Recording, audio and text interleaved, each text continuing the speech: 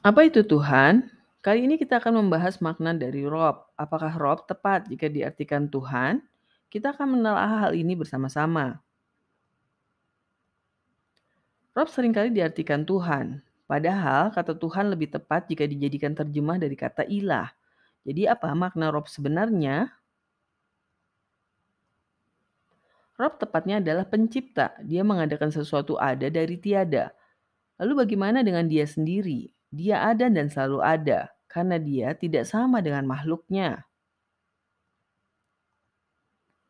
Rob tepatnya adalah pengatur. Dia mengatur apapun yang telah dia ciptakan. Mengapa dia mengatur ciptaannya? Karena memang makhluknya tak mampu mengatur dirinya sendiri. Rob adalah pencipta yang mengatur ciptaannya. Pengaturan dia mencakup semua hal di alam ini, termasuk di dalamnya manusia itu sendiri. Hal yang ada dalam pengaturan yang paling mendasar adalah soal rezeki, kelahiran, dan kematian.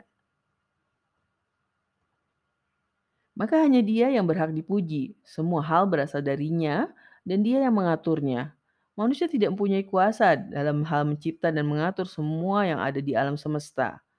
Manusia memang mampu mengatur beberapa unsur dari kehidupan, tapi tidak keseluruhan kehidupan. Hanya dia yang berhak diabdi dan dimintai pertolongan. Tentu saja dia memiliki kehendak dalam penciptaan dan pengaturannya akan semua makhluknya. Kehendaknya tidak bisa kita lawan, maka itulah kita pun menundukkan diri padanya dengan mempersembahkan pengabdian dan permintaan tolong hanya padanya. Hanya dia yang berhak ditakuti dan ditaati. Manusia fitrahnya memiliki ketakutan dan keinginan untuk mentaati sesuatu. Maka tidaklah ada yang berhak ditakuti dan ditaati kecuali Rob yang mencipta dan mengatur seluruh kehidupan. Dia yang mampu memberi petunjuk manusia dalam menjalani kehidupan ini. Rob bukan hanya mengatur fungsional makhluknya, tapi juga mengatur bagaimana semestinya manusia menjalani kehidupan. Sementara manusia tanpa petunjuknya pasti akan tersesat arah, bahkan menjadi yang dia murkai. Dan kepadanya kita bertawakal dan akan kembali.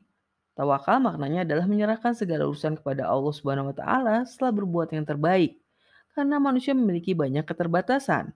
Kita juga harus menyadari karena kita ciptaannya, maka pada akhirnya kita akan kembali pada Dia yang menciptakan kita. Dia akan memberikan manusia ujian.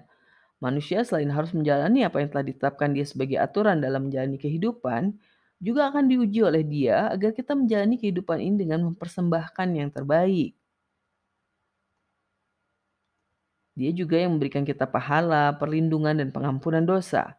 Setelah kita diuji, tentu saja Dia akan memberikan balasan yang adil dalam bentuk pahala di dunia maupun akhirat. Dia akan memberikan perlindungan dan pengampunan dosa bagi manusia yang meminta itu padanya karena Dia selalu akan mencurahkan kasih sayang dan rahmatnya pada kehidupan ini.